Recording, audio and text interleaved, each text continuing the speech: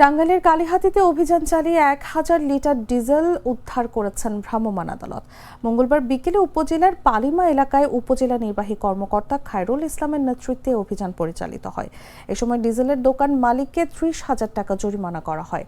পরে সাধারণ মানুষের মাঝে সরকারি নির্ধারিত মূল্যে বিক্রি করে উপজেলা প্রশাসন। এ ব্যাপারে ইউএনও খায়রুল ইসলাম বলেন, গোপন সংবাদের ভিত্তিতে জানতে পারেন তেল মজুত করে বেশি দামে বিক্রি করছে। পরে সেখানে অভিযান চালিয়ে ডিজেল উদ্ধার করা হয়। পরে তা জনসম্মুখে সাধারণ মানুষের মধ্যে বিভিন্ন পরিবহনের সরকারি মূল্যে বিক্রি করা হয়। এ ধরনের অভিযান অব্যাহত থাকবে। আমরা জানতে পারি যে এই স্থানে আসলে কিছু তেল অবৈধভাবে মজুত করে রাখা হয়েছে এবং উচ্চ মূল্যে বিক্রি করা হচ্ছে। তার প্রেক্ষিতে আসলে আমরা অভিযান পরিচালনা করি এবং অবৈধভাবে তেল মজুত রাখার কারণে এবং বেশি দামের তেলটা বিক্রি করার কারণে আমরা তাদেরকে 30,000 টাকা জরিমানা করেছি এবং যে তেলটা পাওয়া গিয়েছে সেটা আমরা জনসম্মুখে বিভিন্ন জনপরিবহনে ন্যায্য মূল্যে বিতরণ করা হচ্ছে।